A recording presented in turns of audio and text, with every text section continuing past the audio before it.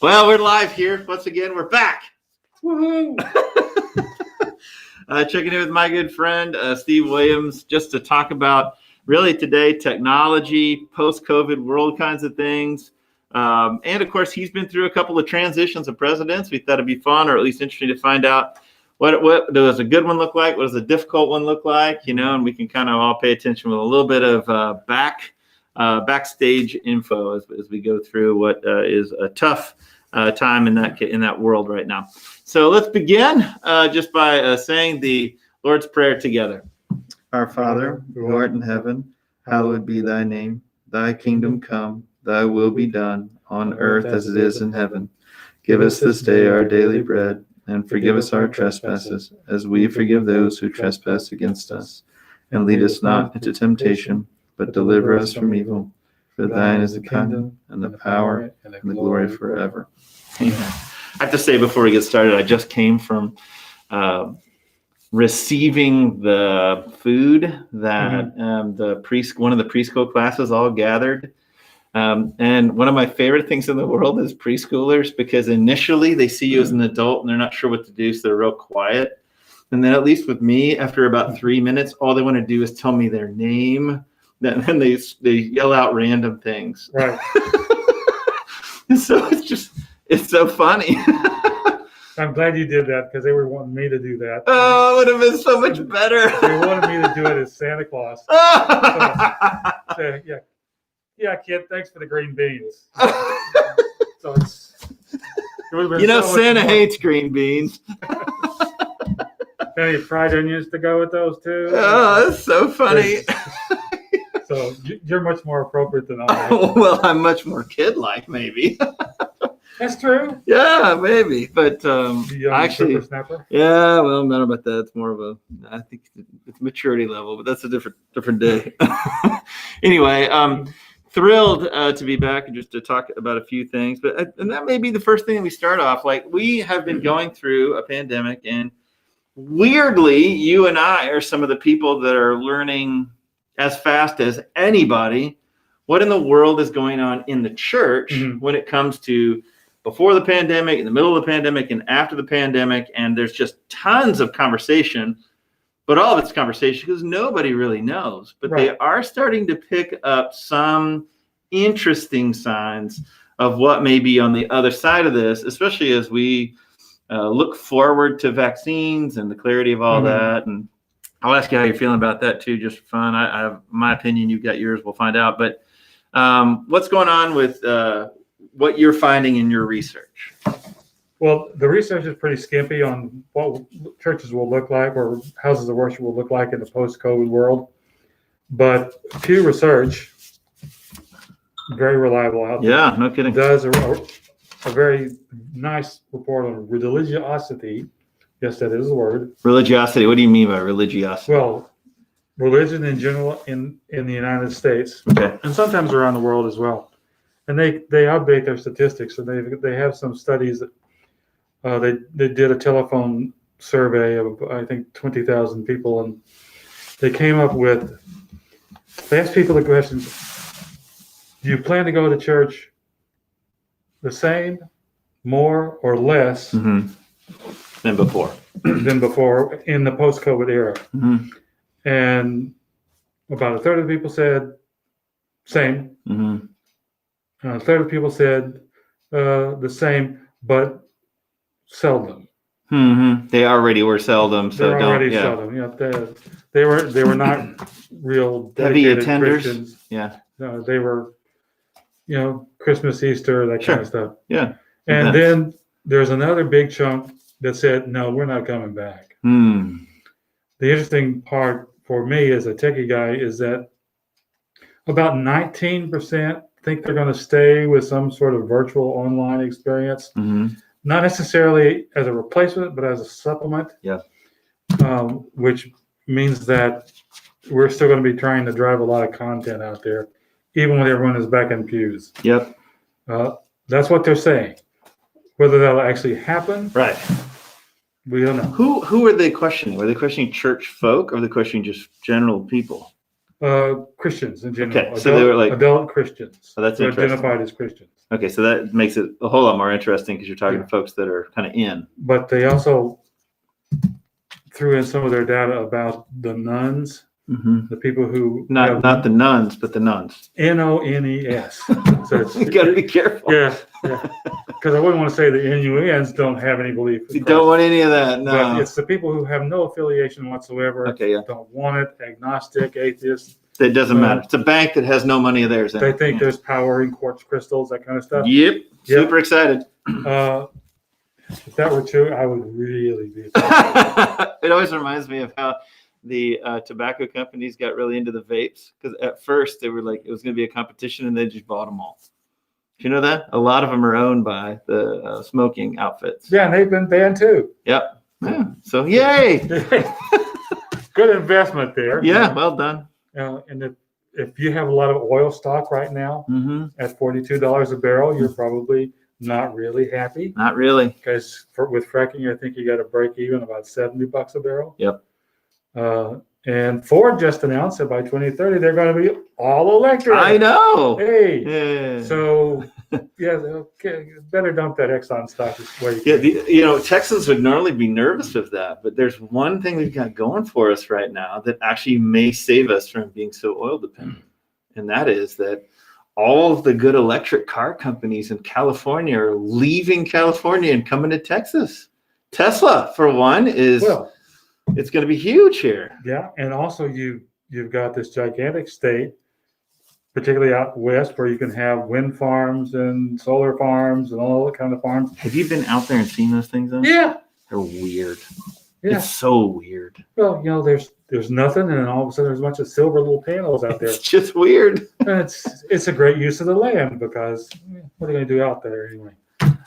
Kick dirt, man. I've been out there. I got family out there. Well, I they know used what to we grow do. cotton out there, and then Yeah. they pumped all the water out of the aquifer. So, but that goes without saying that if we stop buying gasoline in the United States, there's a few countries around the world that will still buy You it. think so? Oh, yeah. As long as we've got China on board, we'll be all right. There's a lot of folks over there driving. Yeah, they're also doing a lot of renewables too. Yeah. So- I wonder when it's going to be planes. When planes are going to be set up with electric.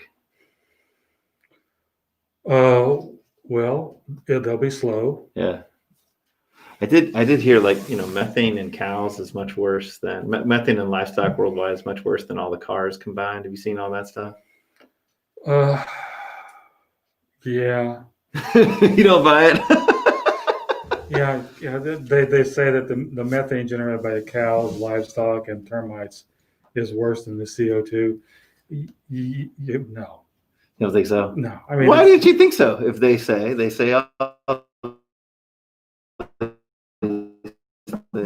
cars and gasoline and so forth. Yeah. We've had a lot of cats. At the same level, though, they're talking about because everything's now no longer like ranches and farms. We've that had it's a lot of become. termites all around the world. The termites are tasty. If it gets weird, just saying. Okay, well, but we didn't have this spike until it was started to be automobiles. So my logic may be faulty here. I'm doing post hoc ergo propter hoc. That was very exciting. Yeah, it's one of the few Latin phrases I know. That's Makes very me sound impressive. very intelligent. Yeah, that's very good. It means it happened after this event. Right. Therefore, the event they must be related. But didn't we also? I guess we started measuring after that event, right? We've been measuring a long time. Well, we've been measuring CO2 since we had the capability of doing it, which is basically in the early 1900s. So I think there's definitely something there. Besides the killing the Great Barrier Reef,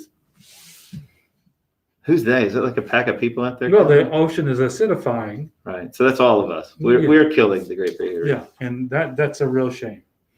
Yeah, it's a beautiful space if you've been out there. I did see and was reminded of that really strange moment in British history when they had 3 or 4 days of smog that was right at the end of Churchill's time, and that was a really interesting wake-up call for some stuff as far as coal and everything that they were doing. But Well, when I was stationed in Germany, along the autobahns, they had something they called Baumsterben, which just sounds great. I like those. tree death. Tree death? because they still had lead in their gasoline. Oh, wow. And all the trees along both sides of the Autobahn were dead. Really? Yeah. Wow. For some reason, they resisted going lead free because they wanted, get every ounce of horsepower out of that BMW. Yeah, they do. So they finally went lead free and corrected the problem somewhat. But It's all very interesting. I'm interested because we had a hybrid. I appreciated the hybrid that we had, and it was probably our favorite family car. And of the 3 drivers that drove it, all of them talk about better than the ones they have now, which are all gas. A baby blue Prius? No, it was a Ford Fusion. Oh. It was a pretty decent sized car. They did a great job of it, and it ran for. When we initially bought it, they told us that the battery was going to die on it. All these things terrible. That battery is 200,000 miles and going strong because we sold it because we put it up for sale and didn't have a whole lot of place to put it. And the gentleman that is on the team that mows about 6 lawns on our street, he walked up, said, "I'd like to buy it," gave me cash, and now I see him. And so he's 200,000 plus driving down 620 in our whole Fusion, man. That same battery, killing pretty it. Cool. It is cool. It's a really good car. So I mean, the technology I think is really interesting. If I could afford one, I think I would go electric in our next car easily. I'm waiting for the electric Volkswagen van. You just want to have the old Volkswagen van look. That's all that is. Yeah, I want to put tie-dye colors on it and surfboards on the top. You don't surf. No, but I'm old enough to have been a hippie, but I want. I personally would have so much deep inner joy if you drove that around with the surfboards on something. I would be willing to buy in at some level. Like a tank of gas a month just to know, or none. It'd be electric. So yeah, I'd wash it once a month if you did that. You could film me washing your car once a month. This is what happens when you invest in electric, as the pastor washes your car once a month. That's a good incentive. Yeah, except for all of a sudden I realized there are enough Tesla owners in this area that I'll be sure to make her. No, I'm not that good at it. It's just the darn thing is so cute. I mean, it really is. They've updated it, and it's still got that that cute fact that it has a little face on it instead of headlights. So. I never thought we'd go so far off the rails that you would be cuting something. That's awesome. I like a little whimsy. All right, a little whimsy, a little cuteness. I think we should probably start some sort of fundraising page for you to have this car.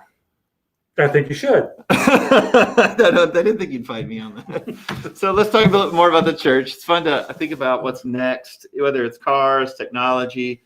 All that's really interesting. I mean, for me, I actually am like whatever. I haven't done a whole lot of the science. I can see clearly it doesn't make any sense to put negative things out in the air. That is a thing. I don't. I've seen all the things go back and forth on that. But what I will say, regardless of all that, when we had electric technology in our car, it was a more fun car to drive. And so for me, it was. It was punchy. It was cool. The technology was really interesting, and it was super consistent. It was the most fun car we had to drive, and it was a sedan. Really? Yeah, it was a great car. Love that car. Well, we could talk about vehicles until the cows come home. Oh, nice. But we probably should talk about something more serious because your mom is watching. Oh, dang it. Yeah, sorry, Mom. Although my mom, I think would go for an electric car. Well, let's take up a collection for her. Collection for Mom. That'd be great.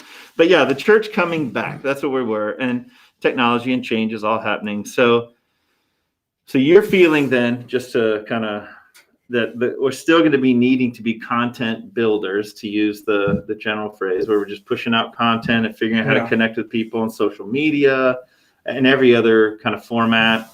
Yeah, there are so many different audiences that we now have to deal with.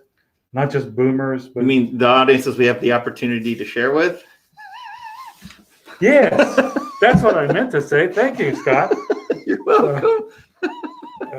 I didn't mean to sound like I was crass and uncaring. Just be in your van when we're talking. I'm a lawyer.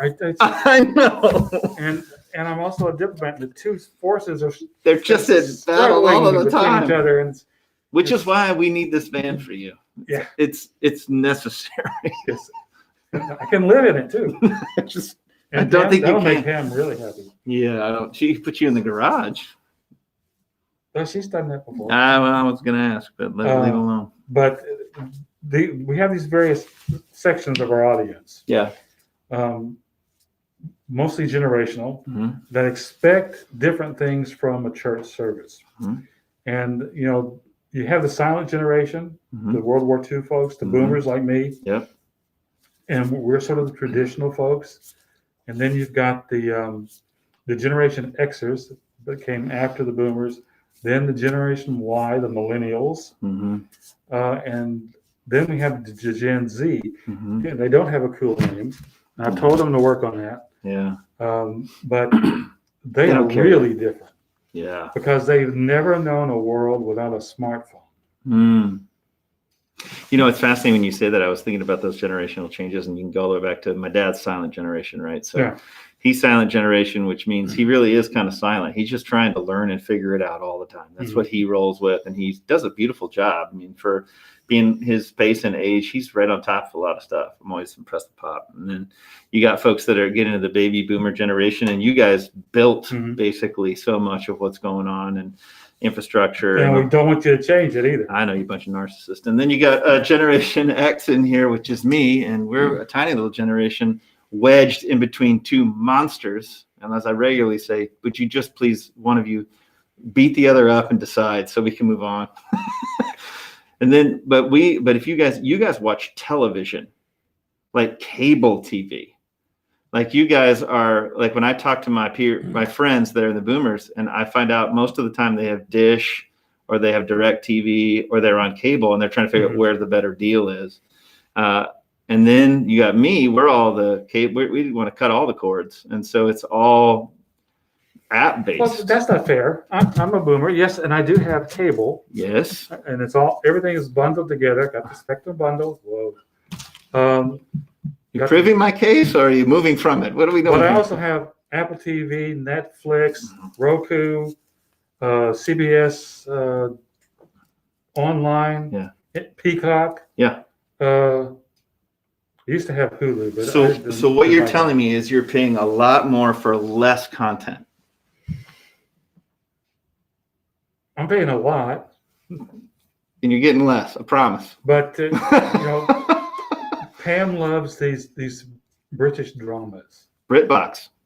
We got that. That's all you need, man. So she watches, all those Victorian dramas on BritBox. Kathy's a huge fan too. And then I watch Sherlock Holmes reruns and so forth. There's nothing wrong with that. You know how many times they've made Hound of the Baskervilles? I don't know. Do you know? It's got to be like 15 or 20. Right, high quality version. 5 or 6. You think so? Like the really good stuff? That are on BritBox. I mean, they wouldn't have all. Did you like the Cumberbatch version, the most recent? Have you seen that?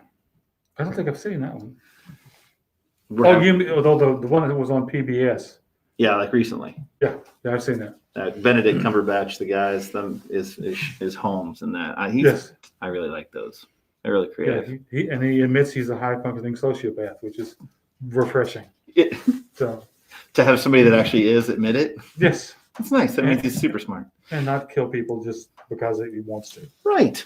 So it's nice. We have these various audiences that want different things. Right. And you can see in how they take in all other information. Yeah. Is how they're going to then be approaching church. The silent generation of boomers will sit in front of the TV and watch an hour-long church service. Yes, not me. No.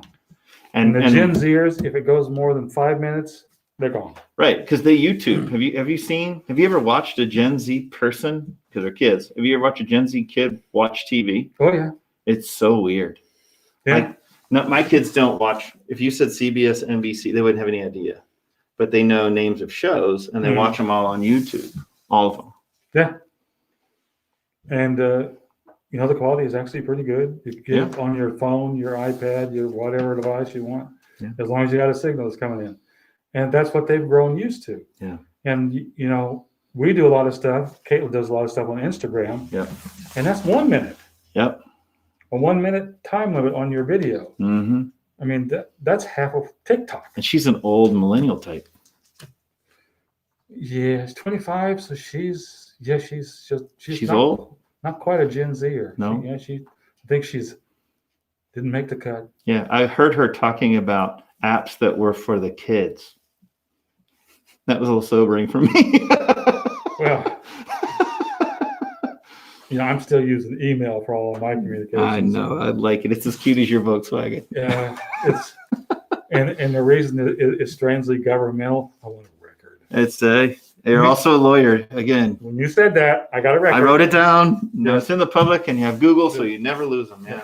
But I think that your point here, honestly, is actually really important, and it's incredibly challenging. But I think everybody's facing it. Well, and also because of this,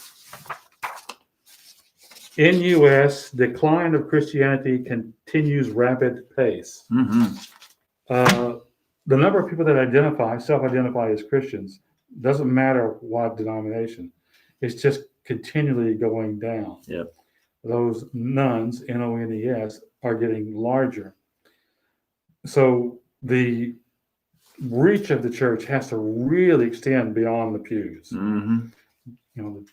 The church is out there, Mm-hmm. not necessarily inside our building or anyone else's building. And that is a real challenge. Yeah. So it's time for like-minded people. And I'm not saying that they have to be Methodist or anything. They just have to share an interest in making the world better, Mm-hmm. to get together and say, let's lean on one another Mm-hmm. and get some good news, the gospel, Mm-hmm. or just plain news that's good, out to the people, and it's to extend them a helping hand. Amen. Uh, There is a church movement that kind of inside all of that has a little bit of hope because it targets that stuff. It's called the missional church. It's really interesting. When you're tinkering around with all this time you have on your hands, between midnight and when I wake up. you're government. You're used to being a government employee. That's your free time. Sometimes I'd get 6 hours of sleep. Yeah, most times not. Crazy town. So let's do this. I think it's really interesting because the church's decline, I have weird encouragement in my mind about that, because I do actually think that the infrastructure that we have set up doesn't make disciples very well. And since that's the central thing that Jesus asked us to do, I think it's a wake-up call for us to figure out, how do we create a movement of belief and its expressions based on discipleship building. And people might think, well, we've been building disciples the whole time. And I had a friend that said, and this is a question, it wasn't a condemnation, it was a question. And he said, I don't know if we've been building disciples or we've been building Christian veterans. Because there is a moment where you don't actually believe something until it changes your behavior. And that was interesting. I'm working that around in my mind, because I didn't like part of it, because I realized that some of the things that I've grown to know and can repeat back to you in thoughtful, inspirational ways, I don't know if they've changed my thought life or my behavior like they should. And that's been a challenge for me. But I think when the world sees us changed, our way, that old biblical thing, I think those places are where you're going to see life. And because you can see that in China, you can see that in India, you can see that in places where there's no big church infrastructure. I have another guy that said, we have Six Flags over Jesus, and a huge decline. In China, they have one portion of the book of Matthew, and they can't keep people out of the room, even though those people are under threat from the government to do so. Well, the People's Republic of China has the world's largest population of atheists. And that's because of the communist influence over the years. Chinese folks have been deeply spiritual in their history. The Nestorian church was really big in China for a long time, until Islam came along and cut them off, and they sort of withered on the vine. So there's a lot of possibilities out there. The problem is, we can't pull people into church, but we can push the message out. See, I loved it. It's so fun for me, because I know you haven't been involved in all these big readings and all this research that people have been doing, and they talk about an attractional church versus an incarnational church. This has been a conversation for a decade. Yeah. All this writing about it. And so what I get super excited about is you're doing this independently. Like you're thinking about this yourself, like going to this research and you're having the same realization that other people are having, which to me feels incredibly encouraging that is the direction. Well, we dealt with this as a State Department because of the impact of American culture around the world. People see things that we do in movies, on television, in the news and so forth, and that is how they judge us. And that becomes part of our public diplomacy. Public diplomacy. Yes, and it's not exactly a propaganda ministry, but it's pretty close. Yeah. Well, it's what propaganda is trying to execute, is a natural expression of it. Like propaganda is trying to generate what maybe something like that naturally does. Well, it's not really government generated information, but it's putting the good word out about the United States. Because, you go to some of these countries and you talk about Halloween, Mm-hmm. and they say, you make your kids do this? What's wrong with you people? They dress up as what? As monsters and ghosts and goblins? And you think it's funny? Except in Mexico. And they're like, you're going halfway. Let me tell you, You're only going I halfway. served in Mexico, and the Day of the Dead was when they went to the cemetery to be with grandma and grandpa. That's right. So when they It was see not our party Halloween, time. they're like, you're halfsies. You're a bunch of sissies. So Yeah. Well, it's the cultural difference is we've always looked at that, and pushing a message out amongst all the noise is very difficult to do, particularly when your own government is making a lot of that noise. So it's not something that's absolutely new to me. I'm just coming at it from a church standpoint. Instead of a public policy. it's super encouraging to me because it's so affirming to. Because as a Generation X, what it puts me in this place and all the leaders that are my peers is we've received the attractional church and we're having to refit for the incarnational church. That's our actual generational job, right? And so there's not very many of us. And so we come together like, how's it going? Well, not great, or some places is going really well. But if our boomer generation realizes that, and funds the transition, because that's what the boomers have. They have the ability to fund about anything. If they fund a transition that actually is going to be effective to reach the millennials and Gen Z, I think that could be one of the greatest gifts that they give. But it's going to be interesting to see because it's going to be a whole lot of laboratory work to figure out how that's actually going to work. We're in the middle of maybe the fastest born laboratory for this actual work I can imagine. Yeah, the problem is if you try to cover all the bases, make everybody happy, you wind up making no one happy. That's right. And the generational change is going to happen. One day the boomers will be gone, just like the silent generation is disappearing. Mm-hmm. And it will happen in God's good time. Mm-hmm. We just don't want to wait that long. Right. Well, I will say one of the great things about boomers is when they do see a problem, they immediately start working on a solution. It's part of the deal. It's interesting. Yeah, the problem is our toolkit is a little bit more limited than the people in Gen Y and Gen Z. Yeah, but isn't that kind of true? I mean, just kind of always, because I look at my Ryan, my oldest son, was saying, Dad, every once in a while you get us to help you do stuff. But he was reading an article that said the difference between my children and me is going to be exponentially different than my grandchildren and my children. That the level of help my children are going to need from their kids is going to be nuts. So I think that's funny. I'll just be lost. I'll be in some kind of world. I don't even know what's going to be happening. But. Well, society is itself changing. We are fast becoming a minority white nation. I'm cool with that. Well, living in San Antonio, I don't know another way for the last 20 years. And I think that, if the beige and brown people are going to be in the majority, it's time to be nice to them. Yeah, just respectful of the beauty and the culture too. Like when we lived in England, we'd been in San Antonio, experienced Texas our whole life. We hadn't had any Spanish spoken to us. We hadn't met any Spaniards, and nobody spoke any Spanish. We hadn't had any Mexican food, which we were used to in Tex-Mex. I know, but we used to have a family rule that you never eat Mexican food north of I-10, which is in or I-30, which is in Dallas. Just don't do it. Sorry, Amarillo. That's my family. It's a little better now.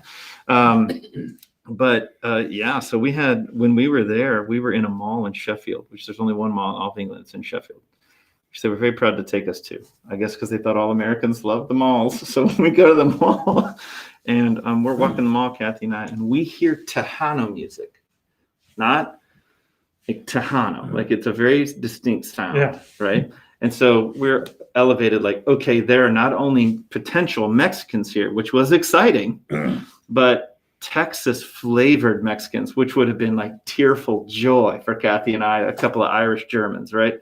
We go up the escalator, do all this kind of thing, and arrive at the Tejano music that's being played by a British-owned Italian restaurant. It was really disappointing. You're making my point about the American impact and public diplomacy and so forth. This is what America is all about. Making Brits with Italian restaurants cook Mexican food. We got up there and they were so excited to see us, and we're like, we're so disappointed to see you. But we couldn't do that because we were in Britain long enough to know how to be polite immeasurably and apologize for everything. But so the last thing I think this is really interesting conversation. It really is helpful to me to think about all of your experience worldwide, thinking about government and diplomacy movements and how people and generations actually functionally behave, and to come to such a similar then that the church's role next might be more headquarters, less attractional, more like come here, learn, worship. But the idea is that you are leaving. The idea is that you want to be here and then be gone. I had a friend that said maybe the church should feel more like an airport where you're coming in and getting on a different plane, saying hello to your best friends, and you're on the way. I'm not sure that we want to be an attractional church much longer, because that's just going out. Yeah. The alternative being a missionary church, that's fine as well. I'm thinking we need to be a distribution center. You tell me the difference, because I like that idea. Well, the sources, since we have all these facilities without people to sit in them on a regular basis. Just made worship for like a millennia sound really simple. Well, I know you're not at all, because you actually are a very faithful worshiper. I know that, but it's just funny to. Yeah, I'm here more than you are. Yeah, you are actually by a lot, a whole lot. But you're out doing God's work elsewhere, and that's the rumor. But go ahead. We have these facilities, we have resources, we have experience. We can provide a place for these people to land, these outfits to land, so that they can go forth and distribute the good news in whatever fashion we mutually deem proper and desirable. We probably wouldn't want to house Satan worshipers on our church campus. I would not be opposed to that. I'd pick it. But, I can see there might be some sort of Christian Muslim coordination. Let's talk about it. Organization. They call it they call it closed and open, or organization. So that a closed group is really that we all agree on philosophy or theory or way, or religion is a good example of that. Then you have open groups, which are just about feeding children. Mm-hmm. Or housing the homeless or stuff like that. And so usually what you'll find is the Christian and Muslims end up doing really well, not in a thing that they're trying to bring Christian and Muslims together. Yeah. But they're just trying to bring together folks for a common cause. And they happen to be Muslim, they happen to be atheists, they happen to be Jewish. 2 years ago here, maybe a year, there was an atheist who I know who is a family member of a faithful person that comes to church here. And I preach about the kingdom of God doing exactly what we're talking about, going out and making an actual difference with the poor, with the, all that. And he came up to me on Christmas Eve after it, and he said, if you're serious about that, I'm in. And I was like, whoa. Now, I don't think he meant I'm going to be a follower of Jesus. I just think he meant, as an atheist, I'll line up with the church if that's the work of the church. And that was really interesting to me, but it's, I think, exactly what you're talking about. I think we have to have a really big tent. We have subdivided Christianity into so many small divisions that it appears to the world to be disunited, and we should share things more in common, particularly among the Abrahamic faiths, because we all trace our origins back to Abraham. Yeah, I get a little different in that, just because I can see that the deeper that you get into a religion, the different how different those actually can be, and that can be, so you can be kind of surprised down the line in some of the conversations as I've organized different things that are similar. So I'm always like, yes, I love to have the common conversation. Always like the phrase "people of the book." That's one that is usually helpful amongst that's where you actually get the most conservative of everybody. If everybody respects the book, then you can have a really good conversation. But it's almost always about the common good stuff. It's always about, well, we have to feed people, and each group has a way of doing that. Yeah. I don't know that we're going to get any real traction in a ecumenical, even interreligious worship experience. All I'm saying is that if we want to help the poor people, and an atheist, a Muslim, doesn't matter, a Hindu, doesn't matter, nothing comes up to, I'd like to lend a hand with that. We shake his hand in the days when we can shake hands. Yeah, we will. I believe. And say, welcome. Absolutely. And for me, as a Christian, I actually believe that Christianity is the most healthy, freedom-giving life that there is. And if I actually believe that, then I'm also not going to be really intimidated or uncomfortable with anybody coming around. That's fine. And don't impose barriers. I was reading a very interesting exchange on Quora yesterday, where a guy was asking, can you be a Jew if you haven't been circumcised? And of course, in the Reformed Jew, they don't care. Yeah, they're like, sure. Yeah. Orthodox, no, they care. They care. Be a Jew without being circumcised? I mean, that's pretty much the litmus test right there. That's a really interesting part of the New Testament, for that matter. But it's true. I think that it's going to challenge everybody. It's going to be an interesting line to say, can we be in community people we disagree with on some things, but we actually agree with the best of things, like the most positive and powerful. One of the little things I would hope would be, in some maybe better fashion, as far as a battle cry would be, it's unity over uniformity. And I had a friend of mine who's pretty conservative Christian said, no, you need uniformity. And I said, if you have uniformity, I said, are you evangelical? And they're like, yes, I am. So you believe that non-believers should believe? Yeah. So by nature, in your community, you want people that disagree with you. They are not uniform because they are non-believers. You can't have the opportunity to have an invitation to belief with people that already believe. You have to have. And if you look at the temple and the way the temple was set up, I think it's 80% of the Temple Mount from Herod's time is made for non-believers. The court of the Gentiles. All of it. It's massive. And the actual interior, it gets smaller and smaller and smaller, where the requirements are. So it's interesting to think about, if that's true, and it's the temple, what percentage of our campus is dedicated to a non-believer? Because that would be a good thought to think, like, how much do we have here that people that don't believe could come and think that they have some sort of ownership and home, right? Because we've talked about you need to belong before you can believe. How do you belong somewhere if it's all about belief, which is my issue with my evangelical friends? Well, you don't necessarily have to belong somewhere. You can just belong. Yeah. And that's one thing that comes through with the research of the Gen Zers. They want to be part of something. Yeah. But not necessarily limited to a particular location. Right. They like a want to feel movement. like they belong to something bigger than themselves. Yes. Well, it's going to be a wild ride, sir. Yeah, Speaking of wild rides, give us 2 minutes on presidential transitions. I've been through a number of them, and some of them were easy. Yeah, give me an easy one. Uh, let me think. Clinton was easy. Yeah, from who to who?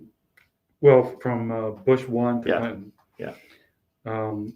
Because, George H.W. Bush was a pro, and he got along just fine, even though he really wanted a second term. But among the worst that I experienced, Reagan. Really? Yeah, they just did not know how to fill jobs. It took them forever to do it. Yeah. And when you got ambassadorships and slots in the State Department you need filled, and it just took him a long time. Because he was new to the whole thing, I guess. Although he'd been the governor. Well, but he brought in people who were comfortable with his particular brand of republicanism, not the Eisenhower Republicans. Okay, so it was just a hard shift. Yeah, so it was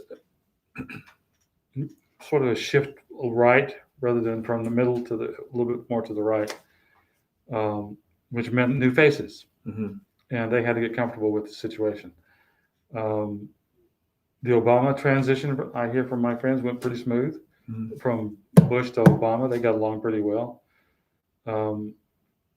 Obama to Trump, I wouldn't have wanted to been in that room. I would have been uncomfortable. And this one is going to be nasty, perhaps one of the nastiest in American history. Yeah, and I think everybody can see that. We had Bush v. Gore in 2000 over the Florida vote and hanging Chads and so forth. And finally just got to the point that the Supreme Court weighed in, and Al Gore said, enough is enough. Yeah. I concede.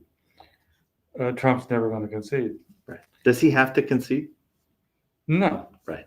I mean, if he doesn't have his bags packed and sitting on the portico on January the 21st, someone will do it for him. Yeah.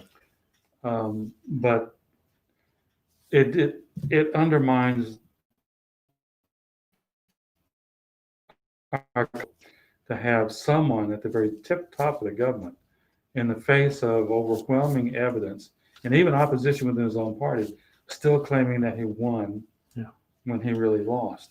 Yeah, and I've been listening to the Fox News, Newsmax, Rush Limbaugh. I know, not your favorites, just to really get a deep understanding. And I do think that there's a genuine and deep belief amongst a pretty good amount, or some percentage of the country, that something really bad happened here. And I realize that that's been trotted out in different ways, but I regardless of where you are in all of that, doesn't matter. The problem is not now between two people. The attack is on the system. Yes. And whoever is attacking it, whoever is saying and discounting it, there's a level in a democracy that we have to have of a trust and an honor to our system. Indeed. That is being damaged, whether you're on the right and think that there has been some shenanigans that has damaged it, or whether you are on the more left side or centrist side, which you said, because there's as many Republicans now that are coming forward kind of in that middle, we need to move on, that are saying a way about that. Regardless of it, the idea that what we're attacking is we've had all this energy toward attacking each other, and now we're attacking this thing. And that, to me, I haven't really been that animated because I just dislike the toxic stuff, but that has animated my concern higher for everybody. And I think everybody has a concern about that, but now everybody has turned the toxic toward that, regardless of this. And I'm just... Well, human beings love explanations that equate with their preconceived notions. And that's why we're so drawn to conspiracy theories. I mean, we're still talking about the JFK assassination after, 70 years? Yep. There are entire nations who are built on that kind of mistaken belief. I won't say who they are, but there's a small nation in Central Europe that is absolutely convinced that for the last 1,000 years, they have been held back from their rightful place on the world stage by unknown and influential powers. Is that like an effective way for people to get elected and stuff like that in that country? They just believe it. Huh. And What if it's true? Like, how do you, like, for instance, like, all right, say that country or what's going on in our nation. I actually listened to, it was on the way over here, I was listening to Limbaugh, and there was a gentleman that called in, and he's really concerned about this stolen election. And he got asked, no, it wasn't, it was actually here, it was KLBJ station, right? Yeah. The one right before Limbaugh goes on, and they said, so what would it take for you to say, okay, Biden won, like what would it take? And the guy couldn't reckon anything. And then he said, well, if they chased down all of these leads and found out that, or these people were lying and they put him in jail. Like that was what he said. And I thought there's almost an impossibility. And maybe there's a need that we have right now to grab control. And so we're trying to hold on to some storyline. But what do you think? Is there ever going to be, like you look at JFK, you look at this nation that's in Europe, this is going to be hung in our country's story now, isn't it? Yes, it will be the subject of many books and treatises, I'm sure. But going back to the 2000 election with the hanging chads, Yeah. we discovered during that very difficult time that our voting system, not our electoral system, but our voting systems around the country were busted. Then we ran into cyber attacks and so forth. Yeah. And they started investing money into ways that these systems could not be hacked. Right. Including the guy this year, which was. Yes. All the systems were taken offline. They were not connected to the internet. This year? Yes. Almost all of them. So none of them were online? Nope. When those voting machines were not connected to anything except a central computer there, and they physically take that information from that computer and they put it on the central system back in state headquarters. I remember seeing an interview with the gentleman whose name I cannot remember, who's in charge of the whole thing on behalf of the government, who said they had moved from an 80-something percentile to a 90-something percentile in actual physical votes so that they could check them. There's a paper backup for most of these votes. Right. And they have counted those votes in Georgia 3 freaking times now.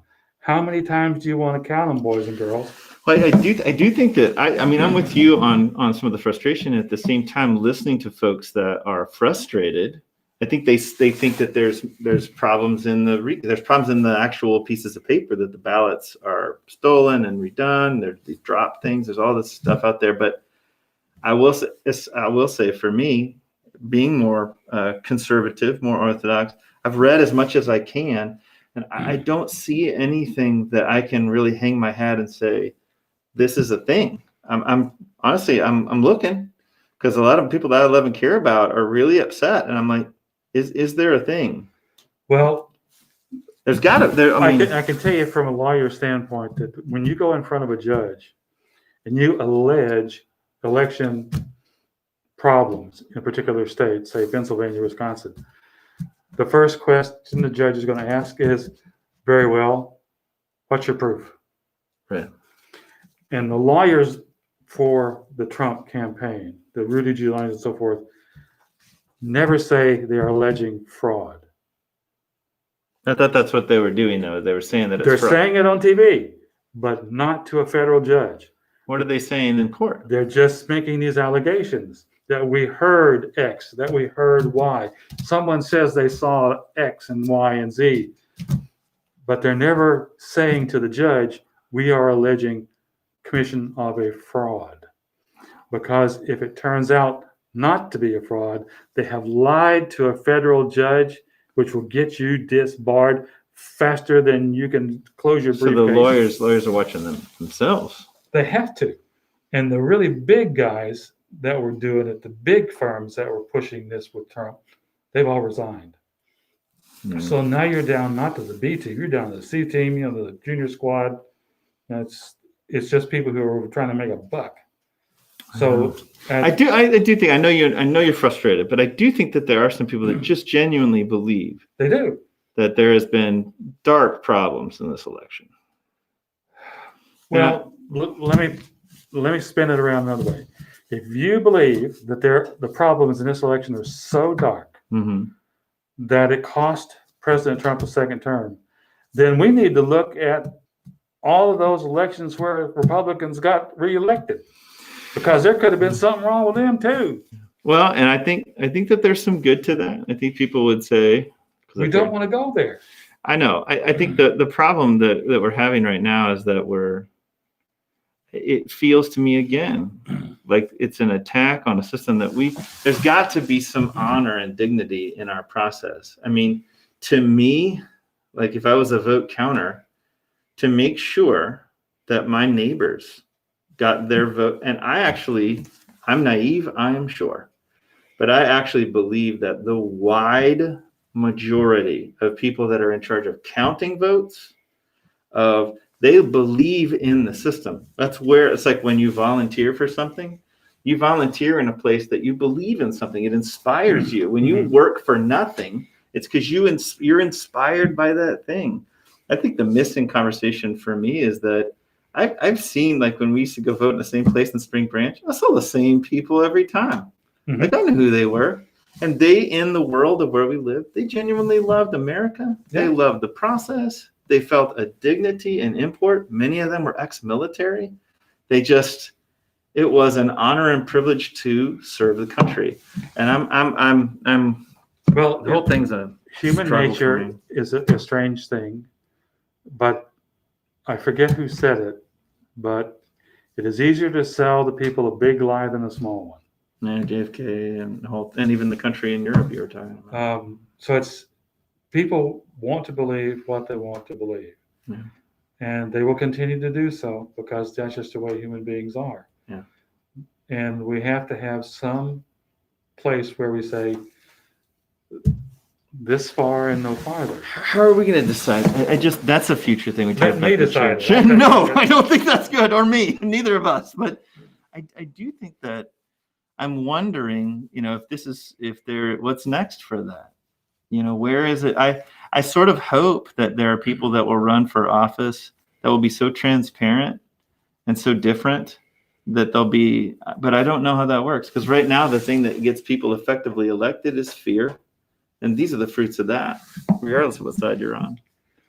Well, there is a polarization in the United States, but if you look at the margin by which Biden won the election, it's much greater than Bush v. Gore, and much greater than every election since 2000 except Obama in 2008. His reelection.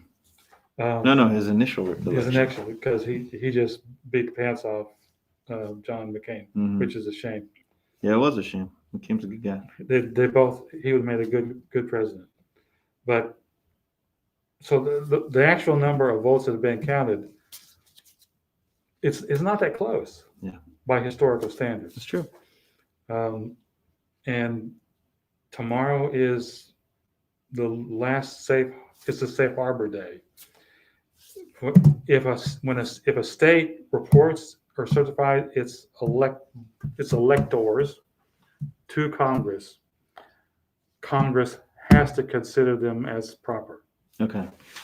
This is a law that was put in 100 years ago. Yep. Say, if they send it, you got to count them. You don't got no choice. You cannot turn them back because you owe someone like regular. They are official. Yes. So there are some states that aren't going to make it. Wisconsin, Georgia, not going to make it, but the others will.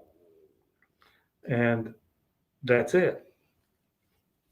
Congress doesn't get to say, "Oh, those guys from Iowa, we've got to throw them out." Nope. Yeah. Which is good. It's supposed to be that way. I mean, that's one of the things, and we should maybe have a whole conversation. I know we've gone a long time today, but it's been a while. So, but for me, the thing that I always find interesting in talking to you is the historical perspective, the background of the diplomacy, the things that you've seen in so many different places, and while I know you and I can sometimes be in different spots about certain things, I always learn and I'm grateful. I know that moving forward, just trying to figure out how to be Christians first, kingdom wise. Like that's my first citizenship, right? but how to be good Americans. I mean, one of the things that I think is really fascinating is when I always enjoy finding myself in conversation with somebody that may have a different opinion. And honestly, while you and I have differences of opinion, most of them are very, very similar. But Yeah. But when we get into all this other kind of stuff, I actually find really valuable having somebody that's a little different voice in the room. So, or actually just more, I guess sometimes. Well, no one person is right about everything. Yeah, except for I have tried. I have made this effort and I have failed. I acknowledge my failure. But anyway, so it's a hard time for our country. I think it'll be great the moment that we realize that fighting for the honor of each other and our nation together is going to be a beautiful thing. So, Love your neighbor as yourself. On this hangs the law and the prophets. you should write that down. That's pretty I good. think someone did already. Yeah. All right. I'll go find that. So grateful for your time and everything else that comes with it. We are working on being more podcast at the beginning of the year, trying to figure out what that technology might look like. And you might get some world of us at some point that'll look a little bit different. And we'll just be kind of put out there in that way. But I'm excited about all that. We'll see. Got a lot of work to do. I'm grateful for all the work that you do. And even with the research, you're always surprising me with your stuff. So still an attorney somewhere in there. a blue folder that comes with clipped packages. I've been to court. Yes. I can't help myself.